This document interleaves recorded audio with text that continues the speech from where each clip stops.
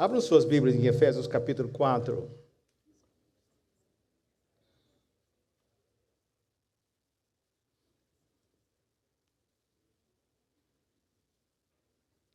Efésios capítulo 4, a partir do versículo de número 1. A minha versão está a versão, Nova Versão Internacional. Diz assim a palavra do Senhor: assentados mesmo como estamos. Como prisioneiros no Senhor, rogo-lhes que vivam de maneira digna da vocação que receberam. Sejam completamente humildes e dóceis, e sejam pacientes, suportando uns aos outros com amor. Façam todo o esforço para conservar a unidade do Espírito pelo vínculo da paz. Há um só corpo e um só Espírito, assim como a esperança para a qual vocês foram chamados é uma só. Há um só Senhor, uma só fé, um só batismo, um só Deus e Pai de todos, que é sobre todos, por meio de todos e em todos. E a cada um de nós foi concedida a graça, conforme a medida repartida por Cristo. Por isso é que foi dito: quando ele subiu em triunfo às alturas, levou cativos muitos prisioneiros e deu dons aos homens. O que significa ele subiu? Senão que também havia descido às profundezas da terra.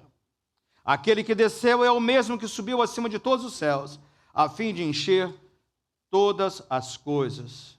E ele designou alguns para apóstolos, outros para profetas, outros para evangelistas e outros para pastores e mestres, com o fim de preparar os santos para a obra do ministério, para que o corpo de Cristo seja edificado, até que todos alcancemos a unidade da fé e do conhecimento do Filho de Deus, e cheguemos à maturidade, atingindo a medida da plenitude de Cristo. O propósito é que não sejamos mais como crianças, levadas de um lado para o outro pelas ondas, nem jogados para cá e para lá por todo o vento de doutrina e pela astúcia e esperteza de homens que induzem ao erro. Antes, seguindo a verdade em amor, cresçamos em tudo naquele que é o cabeça, Cristo. Dele, todo o corpo, ajustado e unido pelo auxílio de todas as juntas, cresce e edifica-se a si mesmo em amor, na medida em que cada parte realiza a sua função. Oremos. Pai, ajuda-me, Senhor, a transmitir, Senhor, Tua palavra para os Teus filhos aqui reunidos nessa manhã, Deus. Te peço, Senhor, unge esses lábios de barro, Senhor, essa mente, Deus, humana, e opera aqui, Santo Espírito de Deus, eu te peço, em nome de Jesus. Nosso irmão Reinaldo mencionou sobre pessoas novas chegando. Nós vemos isso. Isso nos anima, nos alegra. O nosso irmão Efraim estava mostrando as fotos dos 4 dias de oração. Se você parar e tiver tempo e olhar, você pode olhar depois lá na rede social, mas se você olhar, você vai ver que 1/3 de cada grupo, nós colocamos apenas 3. Fotos dos 3 dias, tivemos 4. Mas se você olhar, você vai perceber que 1/3 são os mesmos que voltaram. 2/3 são pessoas diferentes. A cada dia. Isso me toca profundamente. Por quê? Porque você vê a abundância, a diversidade de pessoas. Por que isso é importante? Há um fato que talvez você ainda não tomou posse, não se deu conta. É que cada um de nós que já foi alcançado por Jesus Cristo, você tem uma história. Você é uma história. Deus está usando você e escrevendo uma história na sua vida. E quando você já chega a uma igreja como essa, sabe o que acontece? Você faz parte da história e juntos nós possamos escrever uma história aqui tremenda. As nossas histórias individuais são importantes. Lógico que são. As lutas, as vitórias, as conquistas, tudo isso. Mas elas não se comparam com a história sobrenatural, maravilhosa que Deus faz, compõe quando estamos juntos. Por isso que nós não podemos crescer sem você. Esse texto que nós lemos aqui agora foi escrito pelo apóstolo Paulo, inspirado pelo Espírito Santo. Ele escreveu por uma igreja específica, mas eu me atrevo a dizer, parece que ele estava pensando, o Espírito Santo estava olhando para uma igreja mais de 2000 anos à frente, a nossa igreja. Porque os conselhos contidos aqui, eles encaixam, como se tivesse sido escrito ontem, diretamente para nós. Eu quero apenas pontilhar e encorajo você depois a se aprofundar mais nesse texto. Que conselhos que nós temos aqui? Quais são os conselhos que ele nos deu? Primeiro, há um custo, ele está dizendo. História individual, história que Deus está escrevendo com nós todos juntos. Há um custo a ser pago. Há um custo ao escrever a história de Deus. Olha o primeiro versículo, que eu li ainda há pouco. Como prisioneiro no Senhor. Ele está se identificando como prisioneiro no Senhor. Ele está nos deixando claro que há um custo. Nós não pagamos um preço para sermos aceitos por Deus. Esse preço já foi pago por Jesus. Mas quando você entrega a sua vida a Deus, através de Jesus, você precisa estar preparado. Há um preço a ser pago, não para conquista, mas pelo fato de que somos fiéis ao Senhor. O apóstolo Paulo custou a prisão. Estava ali. E isso não o deteve. Nós precisamos saber, custou a sua liberdade. Nós também. Então ouça, ao se unir conosco, ao chegar ao Senhor Jesus, fazer parte dessa história maravilhosa, saiba que nós vamos também ter um preço a ser pago. E a nossa disposição, Senhor, eu quero estar com o Senhor, seja o que for. Estou pronto para esse preço. Segundo conselho que Ele nos dá, para que essa história possa ser escrita e completa, nós precisamos andar, viver de maneira digna daquele a quem nós seguimos. Olha só o restante do versículo 1. Como prisioneiro no Senhor, rogo-lhes que vivam de maneira digna da vocação, a chamada, aquilo que Deus os trouxe, o propósito que Ele concedeu a vocês. Viver de maneira digna. Esse viver é assim, andar a cada passo, a cada momento. Nós não somos seguidores de Jesus, nós não somos usados por Ele somente no domingo. Eu diria especialmente depois que o culto termina. Assim que nós saímos andando, esse andar já começa passo a passo. Ele está dizendo, andem de maneira digna, correspondam àquilo que Ele já fez por nós. Quando a Elisa estava falando sobre conhecer mais a Bíblia, ouça, nós cremos na palavra de Deus quando nós vivemos de acordo com a palavra de Deus. É possível conhecer a palavra de Deus e não praticá-la. Então isso não é crer. Mas no momento que nós conhecemos a palavra e a praticamos, agora nós estamos realmente dizendo, nós cremos na palavra de Deus. Vamos andar passo a passo, na medida do seu conhecimento. Mais você descobre, mais você ajusta o seu caminhar de acordo com a palavra de Deus. Conselho número 3, e eu estou apenas assim fazendo um apontamento para você. Você precisa manter a unidade. Olha só o versículo 3. Façam todo o esforço para conservar a unidade do Espírito pelo vínculo da paz. Que é isso? Não é para criar a unidade? Não, manter. O Espírito Santo de Deus já criou a unidade. Quando nós somos trazidos a Deus através de Jesus, o Espírito Santo nos é dado, ele passa a habitar em nós, e naquele momento nós já estamos unidos, fazemos parte do corpo de Cristo, somos da família de Deus. Isso não foi obra nossa, mas o nosso papel é manter a unidade. Mas ouça, até que Jesus volte, até que Ele nos leve, até que nós sejamos transformados completamente, a nossa natureza pecaminosa, a nossa natureza antiga, somos nova criatura, mas a natureza antiga continua conosco. Ela não tem desejo em estar unido. Nós não nos unimos automaticamente. Nossa tendência é estar desunidos. Mas como igreja, nós precisamos manter essa unidade, mesmo quando tudo está conspirando para nos separar. Que tipo de barreiras, pastor, você pode perguntar? Que tipo de falta de união? Idioma. Nós vemos isso na nossa igreja constantemente. Uma das maravilhas da nossa vigília é que nós tínhamos inglês, português e espanhol. Todo o tempo, indo. Mas isso separa, muitas vezes, a nossa cultura. Eu diria que mesmo sendo a maioria presente agora do Brasil, mas de regiões diferentes, sotaques diferentes, costumes diferentes, que nos separam tantas vezes quando não deveriam. Questão da doutrina. Eu vejo que a CCP é uma igreja assim muito abençoada, porque pessoas de diferentes doutrinas vão se achegando, mas nós não podemos deixar que essas diferenças, que não são o essencial, que é Cristo Jesus, nos separem, mas elas podem ter a tendência à questão do horário, o horário brasileiro, né?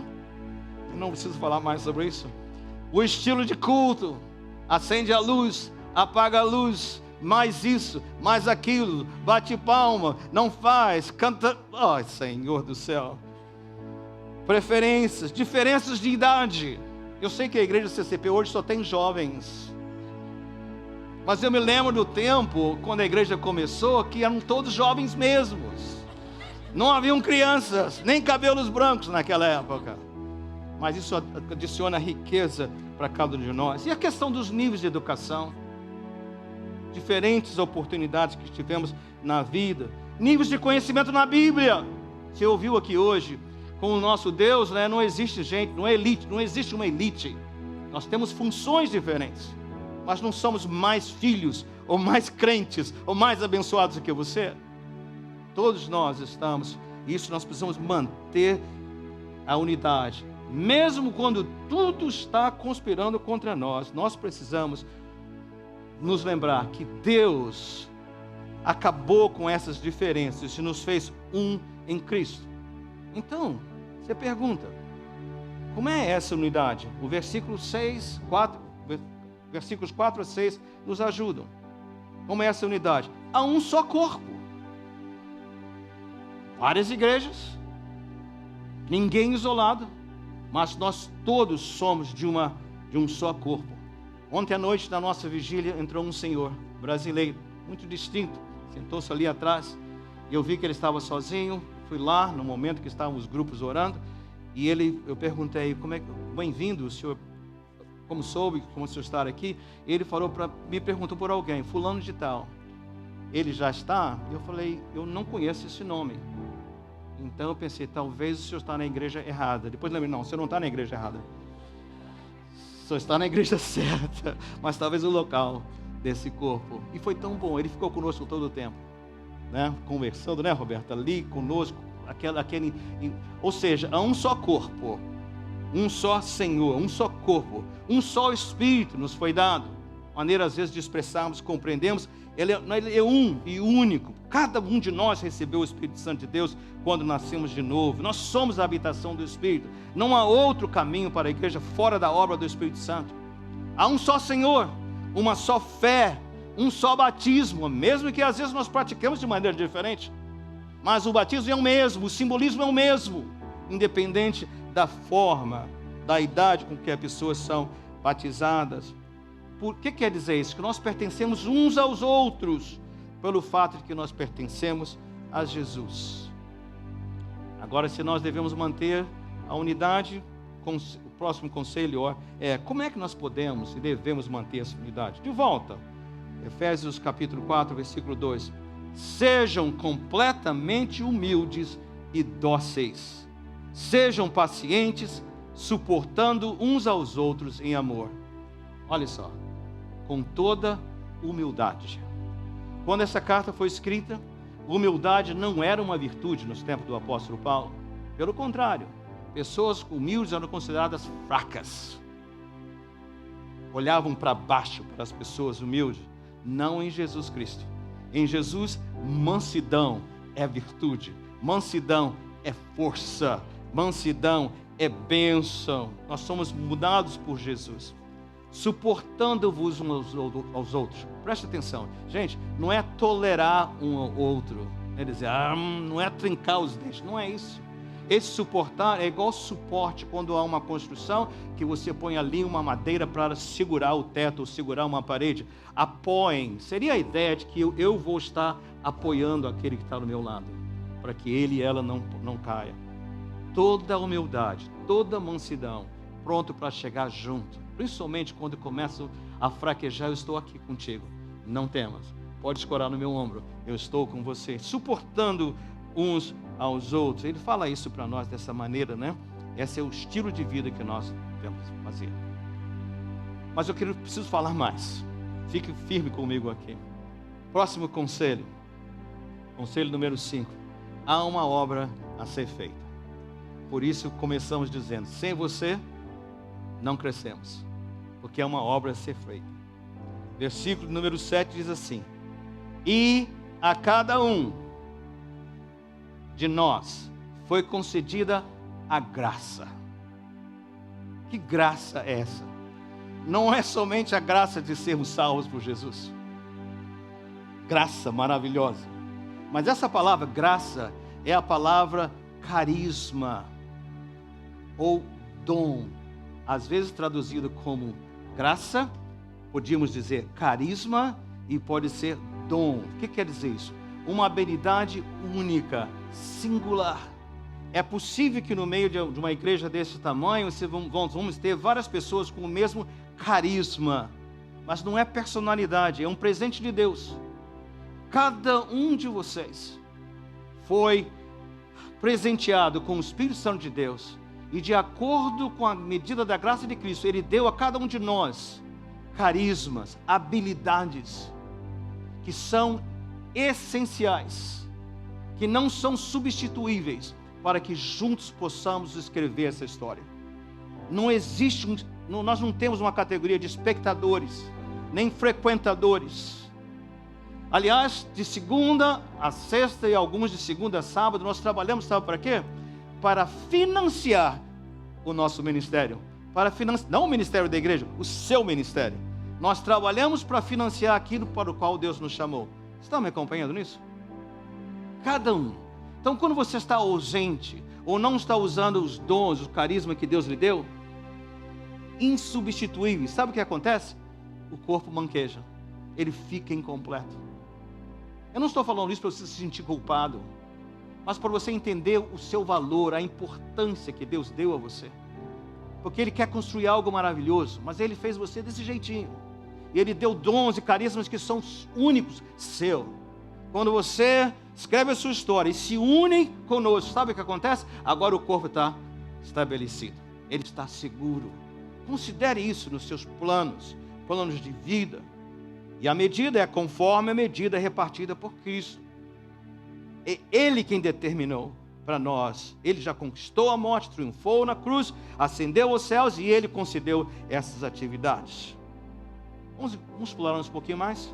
Versículo 11 diz assim: e Ele designou alguns para apóstolos, carisma, outros para profetas, carisma, outros para evangelistas, carisma, outros para pastores e mestres. E Ele nos deu Ele nos deu apóstolos, profetas, evangelistas, pastores e mestres. Pastores, apóstolos e profetas tem a ver com o alicerce estabelecido. Em seguida temos os dons contínuos como evangelista, como pastores e mestres, que cuidam do povo, mas todos têm um propósito. Qual é o propósito? Esses dons são dados com o fim, versículo 12, de preparar os santos. Quem são os santos? Vocês. Para a obra do ministério, para que o corpo de Cristo seja edificado. Em outras palavras, a obra não é feita pelos pastores, pelos evangelistas, pelos profetas, nem pelos apóstolos. Ela é feita pelos santos. Para equipar. Essa palavra equipar, eu fui lá mais um pouquinho a fundo, é a mesma palavra que foi usada quando Jesus chamou os discípulos, os primeiros discípulos. Pedro, André, Tiago e João, eles estavam ali consertando redes. O Senhor os chama para deixarem as suas redes e virem, Ele os faria pescadores de homens. E a ideia é o seguinte, que eles agora iam consertar não mais redes, mas eles tinham instrumentos para consertar vidas, para que elas pudessem exercer o ministério que Deus tinha para nós. Esse é o nosso papel, esse é o nosso trabalho. Agora, até quando? Quando é que esse trabalho termina? Quando é que essa obra termina?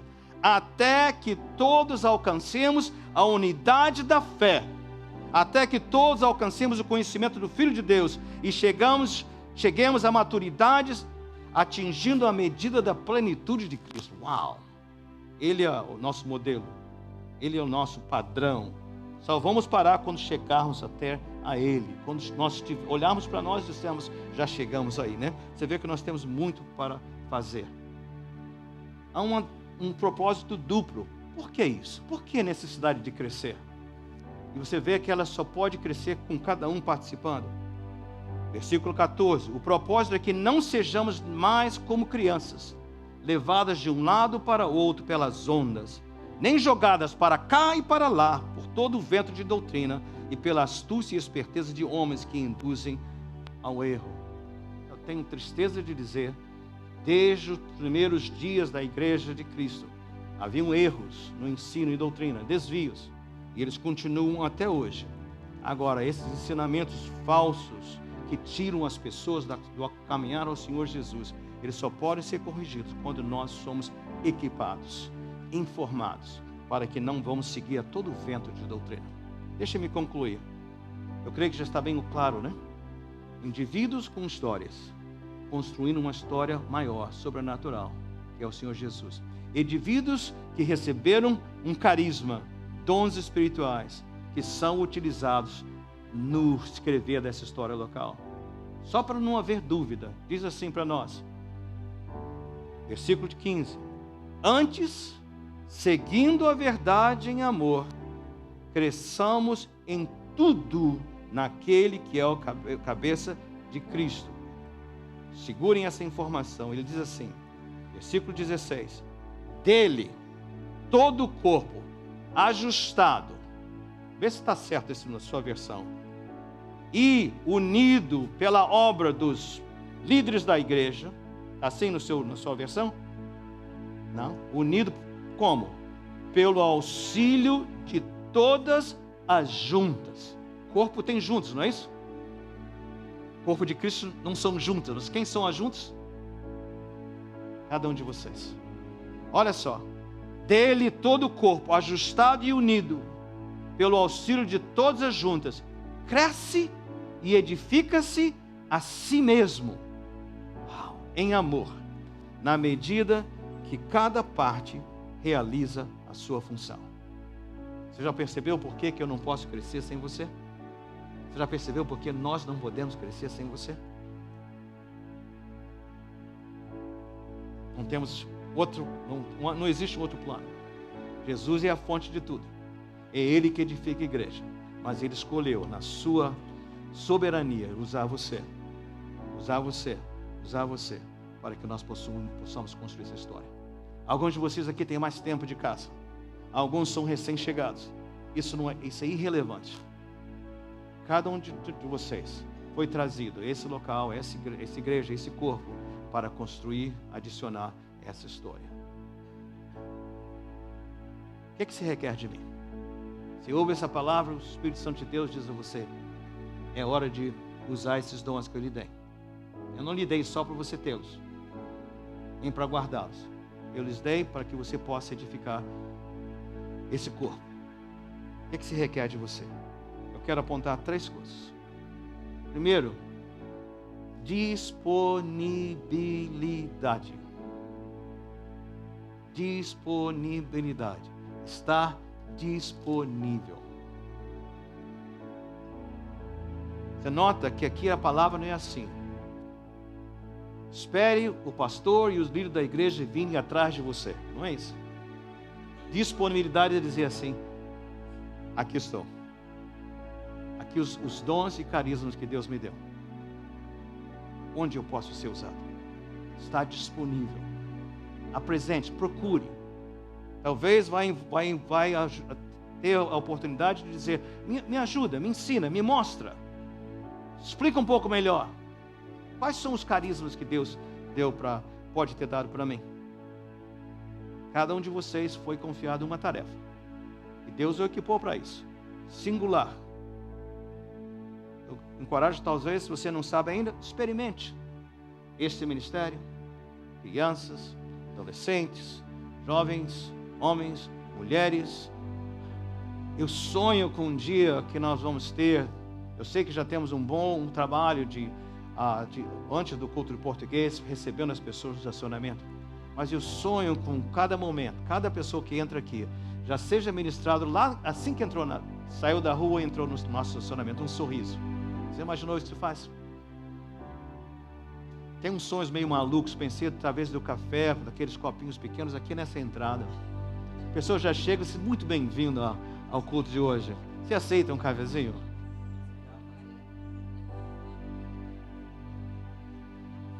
Para de sonhar, certo? Pastor, acorda. Então, disponibilidade, cuidar, ajudar, voluntários. Arrume mesas, dirija van, limpe o quintal, arrume cadeiras, prepare o café, visite os doentes, incentive os cansados, anime os desanimados. Disponibilidade. Segundo, conectividade. Acho que essa palavra está certa, está certo? Oh, amém, acertei. Conectividade, que é isso? Eu sei que alguns de vocês falam, pastor, tem que sempre arranjar um jeito de falar de conexão de grupos pequenos. Irmãos, eu não conheço outro método bíblico. Estou nessa igreja há quase 30 anos, eu só conheço isso na palavra de Deus. Nós somos criados para andar em grupos. Esteja conectado. Por quê? Porque juntos nós crescemos. Eu não consigo ver as minhas necessidades, mas quem está comigo consegue ver. Às vezes uma parte das escrituras não fez sentido para mim, uma outra pessoa vê e me ajuda a conhecer. Às vezes eu estou desanimado ou com lutas, o outro me anima e vice-versa. Esteja conectado. Mas finalmente, disponibilidade, conectividade. Esteja pronto a prestar contas. Não quero terminar negativo, não quero que você entenda assim. Mas irmãos, nos foi confiada uma tarefa. E um dia, se Deus quiser, Maranata, venha logo, Senhor. Mas quando chegarmos diante do Senhor, Ele vai nos fazer duas perguntas. Diante do Senhor, naquele grande dia, Ele vai perguntar: o que é que você fez com Jesus Cristo, meu filho? Creio que a resposta tem que ser: eu o abracei, eu o recebi como meu único e suficiente Salvador. Amém. E a segunda pergunta Ele vai fazer: o que é que você fez com os carismas que eu lhe dei? Com a tarefa que eu confiei a você? O que é que nós vamos dizer?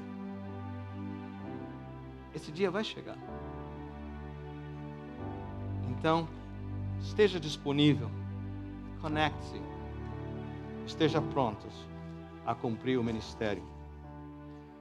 Encerrando, irmãos, como igreja, eu lhes digo, chegou a hora, prestem atenção, de pararmos de reagir às adversidades. Adversidades sempre virão, mas nós devemos estar preparados para ela. Uma igreja bem equipada, onde todos cumprindo o seu papel, animando uns aos outros. Quando a adversidade vem, a gente aguenta o tranco. Eu sei que nós somos gente boa o suficiente, quando o tranco vem, a gente corre e conserta. Mas não é melhor estar preparado para receber e aliviar o impacto? Chegou a hora de pararmos de reagir. Vamos estar sendo já prontos, preparados para fazer isso? Chegou a hora, meus queridos, de colocarmos a nossa vida, submetermos as nossas vidas, nossas histórias, à história que Deus quer construir com todos nós. Eu quero dizer a vocês que há um vento de renovação soprando aqui nesse lugar, aqui hoje, nesses dias. Nossa oposição não é a carne, nem osso, mas principados e potestades. Mas deixa eu lhe assegurar, a história que você escreve hoje, o que vocês faz hoje, pode nem ser reconhecido de imediato, mas um dia, uma criança, um adolescente, um jovem, um adulto vai dizer: obrigado por seu impacto em minha vida, mudou a direção do meu ser. Faça a sua parte. Estamos avançando, pessoa por pessoa. O avivamento está ao nosso redor. E eu lhes garanto, o melhor ainda está por vir. Amém. Pai, obrigado, Senhor, pela tua presença, pelo teu cuidado conosco. Obrigado, Senhor, por ser o Deus das segundas oportunidades, ó Deus. E eu te peço, Pai, mobiliza a nossa igreja, Senhor. Mobiliza a nossa igreja a reconhecer o seu amor, o seu cuidado para conosco. Reconhecer que o Senhor nos confiou tarefas, o Senhor nos abraçou, o Senhor nos trouxe para junto de si através de Jesus. E nos confiou dons e propósitos, Pai, para que possamos, Senhor, ser usados, estabelecendo o teu reino aqui nesse lugar. É a minha oração, Pai, em nome de Jesus.